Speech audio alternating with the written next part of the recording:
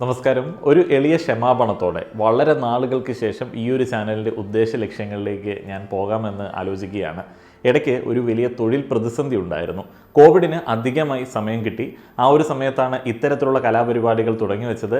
എന്നാൽ അതിനുശേഷം വലിയൊരു തൊഴിൽ പ്രതിസന്ധി. നിലവിൽ ചെയ്തുകൊണ്ടിരുന്ന ഒരു ജോലി രാജിവെച്ചു, മറ്റൊരു ജോലിയിലേക്ക് പ്രവേശിച്ചു. ആ ഒരു ജോലിയിൽ കാര്യമായിട്ട് തന്നെ ഒരു പ്രതിസന്ധി. പിന്നീട് അതിൽ നിന്ന് മറ്റൊരു ജോലിയിലേക്കൊക്കെ വന്നൊന്ന് സെറ്റായി വരുന്ന ഒരു സമയമാണ്. അത്യാവശ്യം നല്ല പ്രതിസന്ധി ഘട്ടങ്ങളൊക്കെ ആയിരുന്നു. എന്നാലും വളരെ അപ്രതീക്ഷിതമായിട്ട് കുറേയധികം കാര്യങ്ങളൊക്കെ ചെയ്യാനായിട്ട് പറ്റി. എല്ലാത്തിലും വലിയ സാറ്റിസ്ഫാക്ഷൻ ഉണ്ട്. ഇന്ന് ഈ ഒരു ചാനലിൽ ഇങ്ങനൊരു വീഡിയോ ചെയ്യുന്ന സമയത്ത് എൻ്റെ ഒരു ഉദ്ദേശം എന്ന് പറയുന്നത്, പഴയ നമ്മൾ കണ്ട കുറേയധികം സിനിമകളുണ്ടായിരുന്നു. ലോഹിതദാസ് എന്ന വലിയൊരു കലാകാരൻ നമുക്കുണ്ടായിരുന്നു. അദ്ദേഹത്തിൻ്റെ എഴുത്ത് ഞാൻ ആദ്യമായി ഒരു തിരക്കഥ മുഴുവനായിട്ട് വായിച്ചത് ലോഹിതദാസിൻ്റെ കമലദളം എന്ന മൂവിയുടേതാണ്.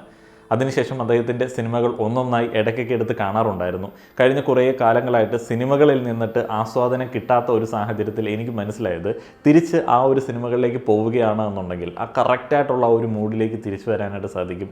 ലോഹിതദാസിൻ്റെ സിനിമകൾ ഒന്നൊന്നായി കണ്ട് നിങ്ങളിലേക്ക് അതിൻ്റെ ഒരു ആസ്വാദന അനുഭവം നിങ്ങൾക്കും വീണ്ടും ഒന്ന് കാണാനായിട്ട് തോന്നുന്ന തരത്തിലേക്ക് എത്തിക്കുക എന്നുള്ളതാണ് എൻ്റെ ഒരു ഉദ്ദേശം. സമാന ചിന്താഗതിയുള്ള അധികം ആളുകളൊക്കെ ഈ ഒരു കാലഘട്ടത്തിൽ ഉണ്ടോ എന്നുള്ളത് അറിയില്ല. എന്നാലും അതിലൊരു വലിയ സാറ്റിസ്ഫാക്ഷൻ ഉണ്ട്. ഉദ്യാനപാലകൻ എന്ന 1996 ഇറങ്ങിയ സിനിമയെക്കുറിച്ചിട്ടാണ് ഇന്ന് പറയാനായിട്ട് ആഗ്രഹിക്കുന്നത്. ഈ ഒരു സിനിമ കണ്ട ആളുകൾക്കറിയാം. അതിനകത്ത് മമ്മൂട്ടി അവതരിപ്പിക്കുന്ന സുധാകരൻ നായർ എന്ന കഥാപാത്രം എക്കാലവും ഓർത്തിരിക്കുന്ന ഒരു കഥാപാത്രമാണ്. കേരളത്തിൻ്റെ പ്രാദേശിക ഭാഷാ വൈവിധ്യങ്ങൾ അത്രയധികം സമ്പന്നമാണ് നമ്മുടെ ഭാഷ എന്ന് പറയുന്നത്. മലയാള സിനിമയിൽ ആ ഒരു ഭാഷാ വൈവിധ്യങ്ങൾ ഭംഗിയായിട്ട് ഒട്ടും തെറ്റുകൂടാതെ കൈകാര്യം ചെയ്യുന്ന ഒരേ ഒരു നടൻ മമ്മൂട്ടിയാണ് എന്ന് എനിക്ക് പലപ്പോഴും തോന്നാറുണ്ട്. വള്ളുവനാടൻ ഭാഷയിൽ മമ്മൂട്ടി സുധാകരൻ നായർ എന്ന കഥാപാത്രത്തിൽ കൂടെ ആ ഒരു സിനിമയിൽ ഉടനീളം അത്രയധികം ഡയലോഗുകൾ നമ്മളുടെ മനസ്സിൽ നിൽക്കുന്ന തരത്തിലേക്ക് പറഞ്ഞിട്ടുണ്ട്. ഈ ഒരു കാലഘട്ടത്തിൽ നിന്ന് വ്യത്യസ്തമായിട്ട് ലോഹിതദാസ് സിനിമകളൊക്കെ കാണുന്ന സമയത്ത് ഏറെ നമ്മൾ ആസ്വദിക്കുന്നത് അതിനകത്തെ കഥാപാത്രങ്ങൾ തമ്മിലുള്ള സംഭാഷണമാണ്. ഡ്യൂറേഷനൊക്കെ നമ്മൾ പ്രതീക്ഷിക്കുന്നതിലും അധികമാണ്. ഒരു 5 മിനിറ്റൊക്കെ ഉണ്ടാവും ഒരു സംഭാഷണം എന്ന് പറയുന്നത്. ഇന്നത്തെ കാലത്ത് നമുക്കത് പ്രതീക്ഷിക്കാൻ പറ്റില്ല. കാരണം അത്രയധികം സമ്പന്നമായിരിക്കില്ല ചിത്രത്തിലെ സംഭാഷണങ്ങളുടെ എഴുത്ത് എന്ന് പറയുന്നത്. ഈ ഒരു ചിത്രത്തിൻ്റെ ഏറ്റവും ഭംഗിയുള്ള മറ്റൊരു പ്രത്യേകത, ചിത്രത്തിൻ്റെ തുടക്കം മുതൽ അവസാനം വരെ ചിത്രത്തിലെ കഥാപാത്രത്തെ, സുധാകരൻ നായർ എന്ന കഥാപാത്രത്തെ ഏറ്റവും ഭംഗിയായിട്ട് അഭിനയിച്ച് ബലിപ്പിക്കാനായിട്ട്, ഒരു അണ്ണുവിട പോലും അതിൽ നിന്നും മാറാതെ അഭിനയിച്ച് ബലിപ്പിക്കാനായിട്ട് മമ്മൂട്ടിയെ കൊണ്ട് സാധിച്ചിട്ടുണ്ട്. ചിത്രത്തിന്റെ തുടക്കം മുതൽ ഇടയ്ക്കൊക്കെ സുധാകരൻ നായർ അവതരിപ്പിക്കുന്ന കഥാപാത്രം അദ്ദേഹത്തിന്റെ ഉദ്യാനത്തിൽ നിന്ന് പൂക്കൾ പറിക്കുന്ന ചില ആളുകളുടെ പുറകെ ഓടുന്നത് കാണാനായിട്ട് സാധിക്കും. എന്നാൽ അവരുടെ ഒപ്പം ഓടിയെത്താനായിട്ടോ അവർ പറിച്ചുകൊണ്ടുപോയ ഒരു പൂ അവരുടെ കയ്യിൽ നിന്ന് തിരിച്ചു വാങ്ങാനായിട്ടോ സുധാകരൻ നായരെ കൊണ്ട് പറ്റുന്നില്ല. അദ്ദേഹത്തിന്റെ കാലിന് ചെറിയൊരു മുടന്തുണ്ട്. ആ ഒരു മുടന്തുമായി സുധാകരൻ നായർ ഈ ആളുകളുടെ പുറകെ ഓടുന്ന സമയത്ത് പലപ്പോഴും കുട്ടികൾ സുധാകരൻ നായരെ ഞൊണ്ടിക്കാലൻ എന്ന് വിളിച്ച് കളിയാക്കാറുണ്ട്. ഇദ്ദേഹത്തിന്റെ മുടന്തിയുള്ള ഈ ഒരു ഓട്ടം ചിത്രത്തിന്റെ അവസാനവും കാണിക്കുന്നുണ്ട്. അതിൽ എഴുതി വരുന്നത് ഇങ്ങനെയാണ്: കാക്കക്കൂട്ടിൽ നിന്നും കുയിലുകൾ പറന്നു പോകുന്നതും നോക്കി പൂക്കൾക്കും ചെടികൾക്കും കാവൽക്കാരനായി ഉദ്യാനപാലകൻ. ലോഹിതദാസ് ഈ ഒരു കഥാപാത്രത്തെ ഇങ്ങനെ ബിൽഡ് ചെയ്ത് മുന്നോട്ടേക്ക് കൊണ്ടുപോവുകയാണ്. ചിത്രത്തിന്റെ ഉടനീളം നമുക്ക് ഈ പറയുന്ന റെഫറൻസുകൾ ഇട്ടിട്ട് ഈ സുധാകരൻ നായർ എന്ന് പറയുന്ന കഥാപാത്രത്തിന്റെ ഡെപ്ത് ഇങ്ങനെ കൂട്ടി കൊണ്ടുവരുന്നത് കാണാനായിട്ട് സാധിക്കും. സുധാകരൻ നായർക്ക് തന്റെ പട്ടാള സേവനത്തിലാണ് കാലിന് ഈ ഒരു അപകടമുണ്ടായത്. തന്റെ പട്ടാള സേവനത്തെ കുറിച്ചിട്ട് പറയുന്ന സമയത്തും അദ്ദേഹത്തിന്റെ കഷ്ടപ്പാടുകൾ പറയുന്ന സമയത്തും അദ്ദേഹം വളരെ സാറ്റിസ്ഫൈഡ് ആയിട്ട് പറയുന്ന ഒരു സംഗതിയുണ്ട്. തൻ്റെ പെങ്ങന്മാർക്ക് വേണ്ടിയാണ് താൻ ഈ ഒരു കാര്യങ്ങൾ ചെയ്തത്, തൻ്റെ കുടുംബത്തിന് വേണ്ടിയാണ് താൻ ഈ ഒരു കാര്യങ്ങൾ ചെയ്തത്.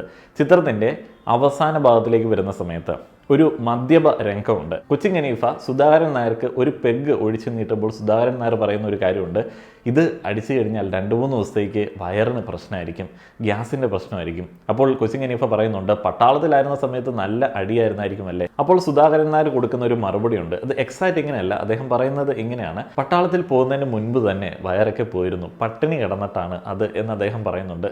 അപ്പോൾ അദ്ദേഹത്തിൻ്റെ ഒരു പാസ്റ്റും അദ്ദേഹം ഇപ്പോൾ എത്തിയിരിക്കുന്ന ആ ഒരു സാഹചര്യമൊക്കെ സിനിമയിൽ ഒരൊറ്റ ഡയലോഗിൽ നിന്ന് നമുക്ക് വെളിവാകുന്നുണ്ട്. സുധാകരൻ നായർക്ക് ഏറ്റവും പ്രിയപ്പെട്ടത് സുമ എന്ന അദ്ദേഹത്തിന്റെ അനിയത്തിയാണ്. സുധാകരൻ നായരെ ഏറ്റവും കൂടുതൽ മനസ്സിലാക്കുന്നതും സുമയാണ്. ചിത്രത്തിന്റെ തുടക്കത്തിൽ തന്നെ സംവിധായകൻ ജോസിനെ പ്രസന്റ് ചെയ്യുന്നുണ്ട്. മദ്യപിച്ച് സുധാകരൻ നായരെ തെറി വിളിക്കുന്ന ഒരു കഥാപാത്രമായിട്ടാണ് കലാഭമണിയുടെ ജോസ് അവിടേക്ക് കടന്നു വരുന്നത്. തന്റെ ഉദ്യാനത്തിൽ നിന്ന് പൂക്കൾ പറിക്കുന്ന ആളുകളെ ഓടിക്കുന്ന, തൻ്റെ കടയിൽ വന്നിരിക്കുന്ന ആളുകളോട് വളരെ പൗരുഷമായിട്ട് സംസാരിക്കുന്ന, പുരുഷമായിട്ട് എല്ലാ കാര്യങ്ങളെയും ഡീല് ചെയ്യുന്ന സുധാകരൻ നായരെ ജോസ് വന്ന് അസഭ്യം പറയുന്ന സമയത്ത് സുധാകരൻ നായർക്ക് തിരിച്ചൊന്നും പറയാൻ പറ്റുന്നില്ല. അദ്ദേഹം വലിയൊരു മനോവിഷമത്തിലേക്ക് പോവുകയാണ്. അദ്ദേഹം അതെല്ലാം സഹിക്കുകയാണ്. കാരണം അദ്ദേഹത്തിന് ഒരു കുറ്റബോധമുണ്ട്. ജോസിൽ നിന്നും പറിച്ചെടുത്ത് സുമ എന്ന് പറയുന്ന അദ്ദേഹത്തിന്റെ പെങ്ങളെ വേറൊരു കുടുംബത്തിലേക്ക് വിവാഹം കഴിച്ച് അയച്ചിരുന്നു. ആ ഒരു കുടുംബത്തിൽ സുമ അനുഭവിക്കുന്ന പ്രശ്നങ്ങൾ സുമയുടെ അമ്മായിയമ്മയുടെ ഡയലോഗുകളിൽ നിന്നിട്ടാണ് നമുക്ക് മനസ്സിലാവുന്നത്.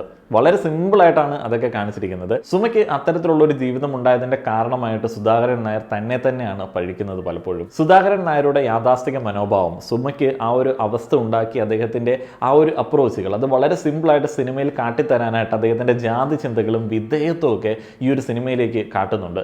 സുധാകരൻ നായർ ആ ഒരു നാട്ടിൽ ഏറെ ബഹുമാനിക്കുന്ന ഒരു വ്യക്തിയായിട്ട് സിനിമയിൽ നമുക്ക് ആകെ കാണാനായിട്ട് സാധിക്കുന്നത് ഒടുവിൽ ഉണ്ണികൃഷ്ണൻ അവതരിപ്പിക്കുന്ന ഗോവിന്ദ മേനോനെയാണ്, മുല്ലശ്ശേരി തറവാടിനെയാണ്. അവർ മേനോന്മാരാണ്. അവിടുത്തെ കാര്യസ്ഥനായിരുന്ന ഇദ്ദേഹത്തിന്റെ അച്ഛനടക്കമുള്ള ആൾക്ക് ഉണ്ടായിരുന്ന ഒരു വിധേയത്വം ഇപ്പോഴും സുധാകരൻ നായർ കൊണ്ടു നടക്കുന്നുണ്ട്. ഇന്ദു എന്ന ചിത്രത്തിലെ കാവേരി അവതരിപ്പിക്കുന്ന നായക കഥാപാത്രത്തിന് മുത്തശ്ശൻ കൂടിയാണ് ഒടുവിൽ ഉണ്ണികൃഷ്ണൻ അവതരിപ്പിക്കുന്ന ഗോവിന്ദ മേനോൻ എന്ന കഥാപാത്രം. ഈ ഒരു ചിത്രത്തിലെ നായികയുടെ കടന്നുവരവ് ഒരു പാട്ടിൽ കൂടെയാണ് നമുക്ക് കാണാനായിട്ട് സാധിക്കുന്നത്. സിനിമയിലെ പാട്ടുകളെ കുറിച്ചിട്ട് എടുത്തു പറയേണ്ടത് തന്നെയാണ്. കൈതപ്രത്തിന്റെ വരികൾക്ക് ജോൺസൺ മാഷാണ് ഈണം നൽകിയിരിക്കുന്നത്. പാടിയിരിക്കുന്നത് KS ചിത്ര, KG യേശുദാസ് എന്നിവരാണ്. ചിത്രത്തിന്റെ തുടക്കത്തിൽ ഇന്ദുവിനെ കാണിക്കുന്നത് വളരെ രസമായിട്ടുള്ള ഒരു പോസിറ്റീവായിട്ടുള്ള ഒരു പാട്ടിൽ നിന്നിട്ടാണ്. ആ ഒരു പാട്ടിന് ശേഷം ഇന്ദു ഉദ്യാനത്തിലേക്ക് കടന്നു വരുന്നതും പൂക്കൾ മോഷ്ടിക്കാൻ ശ്രമിക്കുന്നതും അവിടെ ഉണ്ടാവുന്ന വാക്കേറ്റവും ഇന്ദുവിന്റെ കുറേയധികം പറ്റികലൊക്കെ ഉണ്ട്. പലപ്പോഴും സുധാകരൻ നായരെ വട്ട് കളിപ്പിക്കുന്ന ഇന്ദുവിന്റെ കഥാപാത്രത്തെ നമുക്ക് സിനിമയിൽ കാണാനായിട്ട് സാധിക്കും. ഗോവിന്ദ മേനോൻ സുധാകരൻ നായർ ഏറെ വിധേയത്വം വെച്ച് പുലർത്തുന്ന ഒരു കഥാപാത്രമാണ് ഇന്ദുവിന്റെ മുത്തച്ഛൻ. അപ്പോൾ മുത്തച്ഛന്റെ മുൻപിൽ വെച്ചൊക്കെ സുധാകരൻ നായരെ വട്ടുപിടിപ്പിക്കുകയും സുധാകരൻ നായർക്ക് തിരിച്ചൊന്ന് സംസാരിക്കാൻ പറ്റാതെ വരികയൊക്കെ ചെയ്യുന്നത് വളരെ രസകരമായിട്ട് മമ്മൂട്ടി അവതരിപ്പിച്ചിട്ടുണ്ട്. സിനിമ ആസ്വാദനത്തിൽ ഈ ഒരു കാലഘട്ടത്തിൽ പല പുതിയ ട്രെൻഡുകളും വന്നു, പല പരീക്ഷണങ്ങളും വന്നു, കുറേയധികം റിയലിസ്റ്റിക് ആയി എന്ന് പറഞ്ഞാലും നഷ്ടപ്പെട്ടു പോയി എന്ന് എനിക്ക് തോന്നുന്ന എൻ്റെ പേഴ്സണൽ അഭിപ്രായമാണ്. എനിക്ക് തോന്നുന്ന ഒരേ ഒരു സംഗതി എന്ന് പറയുന്നത് പ്രണയം ചിത്രീകരിക്കുന്നതിനകത്തുള്ള ഒരു പക്വതയാണ്. സച്ചി എഴുതിയ അനാർക്കലി എന്ന് പറയുന്ന മൂവി, ആ ഒരു മൂവിയിലാണ് അവസാനമായിട്ട് വളരെ രസകരമായിട്ടുള്ള ഒരു പ്രണയം ഞാൻ കണ്ടത്, പക്വതയുള്ള ഒരു പ്രണയം കണ്ടത്. ഒന്നിൻ്റെയും വേർതിരിവുകളില്ലാതെ പ്രായത്തിന്റെ അന്തരം നമുക്ക് ഫീൽ ചെയ്യാതുള്ള പ്രണയങ്ങൾ ഈ ഒരു ചിത്രത്തിൽ വളരെ മനോഹരമായിട്ട് കൈകാര്യം ചെയ്തിരിക്കുന്നത് പ്രണയമാണ്. സുധാകരൻ നായരും ഇന്ദുവുമായിട്ടുള്ള പ്രണയം, പ്രായത്തിന്റെ വലിയ അന്തരമുണ്ട്. കൗമാരക്കാരിയായിട്ടുള്ള ഇന്ദു, മധ്യവയസ്സിലെത്തിയ സുധാകരൻ നായരുമായിട്ടുള്ള ആ ഒരു പ്രണയം. സുധാകരൻ നായർ വളരെ സിമ്പിളായിട്ട് ഇന്ദുവിനോട് ചോദിക്കുന്ന ഒരു ചോദ്യമുണ്ട്, എങ്ങനെ കുട്ടി നിനക്ക് എന്നെ എന്നുള്ളത്. അപ്പോൾ ഇന്ദു തിരിച്ചു പറയുന്ന ചില കാര്യങ്ങളുണ്ട്. ആ ഒരു കാര്യങ്ങളാണ് ഈ ഒരു സിനിമയിലെ സുധാകരൻ നായർ എന്ന് പറയുന്ന കഥാപാത്രത്തിന്റെ ഒരു ചലഞ്ച്. ആ ഒരു കഥാപാത്രത്തെയാണ് മമ്മൂട്ടി അവതരിപ്പിക്കേണ്ടത്. ഒരു അച്ഛൻ്റെ വാത്സല്യം, ഒരു ഏട്ടൻ്റെ കമ്പാനിയൻഷിപ്പ്, ഒരു ഭർത്താവിൻ്റെ സെക്യൂരിറ്റി, ഒരു കാമുകൻ്റെ ഫൂളിഷ്നെസ്, ഇത്തരം കാര്യങ്ങൾ സുധാകരൻ നായർ എന്ന കഥാപാത്രത്തിന് സിനിമയിൽ ത്രൂ ഔട്ട് കാണിക്കേണ്ടതുണ്ടായിരുന്നു. വളരെ പക്വതയോടെ കൈകാര്യം ചെയ്തില്ല എന്നുണ്ടെങ്കിൽ കയ്യിൽ നിന്ന് പോകാൻ പറ്റുന്ന കുറേയധികം ഫൂളിഷ്നെസ്, ഒരു കാമുകന്റെ ഫൂളിഷ്നെസ് ഈ ഒരു സിനിമയിൽ കാര്യമായിട്ട് തന്നെ ഉണ്ടായിരുന്നു. എസ്പെഷ്യലി ആ ഒരു കടയിലേക്ക് ഇന്ദു വരുമ്പോൾ ഉണ്ടാകുന്ന ഒരു പരിഭ്രമവും, അതേപോലെ തന്നെ നെടുമുടി വേണു അവതരിപ്പിക്കുന്ന കഥാപാത്രവുമായിട്ടുള്ള സംഭാഷണത്തിൽ ഈ ഒരു പ്രണയം വരുമ്പോൾ ഉണ്ടാകുന്ന ആ ഒരു പകപ്പുമൊക്കെ വളരെ ഭംഗിയായിട്ട് തന്നെ ഈ ഒരു ചിത്രത്തിൽ മമ്മൂട്ടി അവതരിപ്പിച്ചിട്ടുണ്ട്. സിനിമയിലെ സുധാകരൻ നായരുടെ ഒരു ഗ്രേ ഷെയ്ഡ് ഉണ്ട്, ഒരു ഗ്രേ ഷെയ്ഡ്. നമ്മൾ സിനിമയുടെ അവസാനം അദ്ദേഹത്തിൽ ഒരു പാവത്വമൊക്കെ കണ്ട് ഏറെ സ്നേഹിക്കുമ്പോഴും സിനിമയിൽ പല ആളുകൾക്കും ബുദ്ധിമുട്ടുണ്ടാക്കുന്ന ഒരു കഥാപാത്രം തന്നെയാണ് സുധാകരൻ നായർ. ആ ഒരു സൈഡിനെ നമ്മൾ പലപ്പോഴും എക്സ്പ്ലോർ ചെയ്യാറില്ല. അത് ഈ ഒരു സിനിമയുടെ, പഴയ സിനിമകളുടെ ഒരു രീതിയാണ്. സുധാകരൻ നായരുടെ ആ ഒരു സുപ്രമസി കാരണമാണ് സുമയ്ക്ക് ചില വേദനകൾ ഉണ്ടായത്, ജോസിന് വലിയ നഷ്ടങ്ങൾ ഉണ്ടായത്. അതെല്ലാം സുധാകരൻ നായരുടെ വേദനകളായിട്ടാണ് നമ്മൾ കാണുന്നത് എന്നുണ്ടെങ്കിലും അവരുടെ വേദനകൾ നമ്മൾ അഡ്രസ്സ് ചെയ്യേണ്ടതാണ്. അതേപോലെ സുധാകരൻ നായർ ബാക്കിയുള്ള ആളുകളോട് സംസാരിക്കുന്ന ഒരു രീതിയുണ്ട്. മമ്മൂക്കായി അവതരിപ്പിക്കുന്ന കഥാപാത്രം വിവാഹത്തിന്റെ ആവശ്യവുമായിട്ട് സുധാകരൻ നായരെ സമീപിക്കുന്ന സമയത്തും സുധാകരൻ നായരുടെ കടയുടെ തിണ്ണയിൽ തയ്ക്കുന്ന കഥാപാത്രത്തിനോട് ഇടപെടുന്ന രീതിയിലും മനസ്സിലാവുന്ന ഒരു കാര്യമുണ്ട്. ആ ഒരു നാട്ടിൽ ഏറെ ബഹുമാനത്തോടെ സുധാകരൻ നായർ നോക്കിക്കാണുന്ന രണ്ട് വ്യക്തികളേ ഉള്ളൂ. ഒന്ന് അദ്ദേഹത്തിന്റെ സുഹൃത്തായിട്ടുള്ള നെടുമുടി വേണു അവതരിപ്പിക്കുന്ന കഥാപാത്രം, അതേപോലെ ഒടുവിൽ ഉണ്ണികൃഷ്ണന്റെ ഗോവിന്ദ മേനോൻ എന്ന് പറയുന്ന കഥാപാത്രം. ഗോവിന്ദ മേനോനോട് ഒരു വിധേയത്വവും നെടുമുടി വേണുവിനോട് ഒരു സാഹോദര്യവും അതേപോലെ തന്നെ ഫ്രണ്ട്ഷിപ്പും ഉണ്ട്. ബാക്കിയുള്ള എല്ലാ കഥാപാത്രങ്ങളോടും, ആ ഒരു നാട്ടിൽ ഇദ്ദേഹവുമായിട്ട് സ്നേഹത്തോടെ സംസാരിക്കാൻ വരുന്ന എല്ലാ കഥാപാത്രങ്ങളോടും ഒരു തരത്തിലും ഒരു മര്യാദ ഇല്ലാതെ പെരുമാറുന്ന ഒരു വ്യക്തിയാണ് സുധാകരൻ നായർ. അതും ആ ഒരു ക്യാരക്ടറിന്റെ ഒരു സൈഡ് എക്സ്പ്ലോർ ചെയ്യുന്ന സമയത്ത് നമ്മൾ മനസ്സിലാക്കേണ്ടതാണ്. ഏറെ മനോഹരമായി സിനിമയിൽ തോന്നിയത് അതിന്റെ സിനിമാറ്റോഗ്രാഫിയാണ്. ഒറ്റപ്പാലത്തും പരിസര പ്രദേശങ്ങളിലുമായിട്ട് ഷൂട്ട് ചെയ്ത് കംപ്ലീറ്റ് ചെയ്ത ഈ ഒരു സിനിമ ഗംഭീരമായിട്ടുള്ള ഫ്രെയിമുകൾ കൊണ്ട് സമ്പന്നമാണ്. ഉദ്യാന പാലകൻ എന്നുള്ള പേരായതുകൊണ്ട് തന്നെ ഉദ്യാനം കാര്യമായിട്ട് തന്നെ ഉണ്ട്. ഒറ്റപ്പാലത്തിൻ്റെ ഒരു ഭംഗിയുണ്ട്. ഈ ഒരു സിനിമയിലെ ആ ഒരു തറവാടുകൾ പിന്നീട് ഒരു യൂട്യൂബ് വീഡിയോയിൽ കാണാനായിട്ട് സാധിച്ചു. അത് കാണുന്ന സമയത്ത് നമുക്ക് മനസ്സിലാവും ആ ഒരു സിനിമാറ്റോഗ്രാഫിയുടെ ഭംഗി എന്ന് പറയുന്നത്. ജി മുരളിയാണ് ചിത്രത്തിൻ്റെ എഡിറ്റിങ്. ആ ഒരു കാലഘട്ടത്തിലെ പാലക്കാടിൻ്റെ ഭംഗി, ലോഹിതദാസ് തിരക്കഥകളിലുള്ള ആ ഒരു ഇൻഫ്ലുവൻസ് കറക്റ്റായിട്ട് തന്നെ ഈ ഒരു സിനിമയിലുണ്ട്. നിളയുടെ തീരവും പാലക്കാടിൻ്റെ ഗ്രാമഭംഗിയും റോഡുകളും ഒക്കെ ഈ ഒരു സിനിമയിൽ ഭയങ്കര ഫ്രഷ്നെസ് തരുന്ന ഒരു സംഗതിയാണ്. ഒരു ഏട്ടൻ്റെയും അച്ഛൻ്റെയും ഭർത്താവിൻ്റെയും കാമുകൻ്റെയും എല്ലാ ഗുണങ്ങളും തികഞ്ഞ ഒരാളെ ഇന്ദു സുധാകരൻ നായരിൽ കാണുന്ന സമയത്ത് അവസാനം ആ ഒരു പ്രണയത്തിൻ്റെ ഒരു എൻഡിങ് ആണ് ചിത്രത്തിൻ്റെ ഏറ്റവും മികച്ച ബ്യൂട്ടിഫുൾ ആയിട്ടുള്ള ഒരു പാട്ട് എന്ന് പറയുന്നത്. അത് നിങ്ങൾ ആ ഒരു സിനിമ ഒന്നുകൂടെ കണ്ടു കഴിയുമ്പോൾ മനസ്സിലാവും. ചിത്രത്തിൻ്റെ അവസാനം സുധാകരൻ നായർ പഴയതുപോലെ തന്നെ ഉദ്യാനത്തിൽ സ്പെൻഡ് ചെയ്യുന്ന സമയത്ത് വീണ്ടും ഓടുകയാണ്. ഓടുന്ന സമയത്താണ് മറ്റേ കുയിലിൻ്റെ ഒക്കെ ഒരു റെഫറൻസ് ഉള്ള ഒരു എഴുത്തെഴുതി വരുന്നത്. 96-ൽ ഈ ഒരു സിനിമ ഇറങ്ങുന്ന സമയത്ത് ഇത് വലിയ സാമ്പത്തിക ലാഭം നേടിയ ഒരു ചിത്രമായിരുന്നു എന്ന് എനിക്ക് തോന്നുന്നില്ല. പിന്നീടാണ് ഇത് പ്രേക്ഷകരിലേക്ക് എത്തുന്നതും പിന്നീടാണ് ഈ ഒരു സിനിമ വായിക്കപ്പെടുന്നതും. ലോഹിതദാസിൻ്റെ തിരക്കഥകളിൽ വന്ന സിനിമകൾ എവർഗ്രീൻ സിനിമകളാണ്. ഒരിക്കലും അത് നമുക്ക് പഴകിയതായിട്ട് തോന്നില്ല. ഓരോ തവണ കാണുമ്പോഴും പുതിയൊരു അനുഭവമാണ്.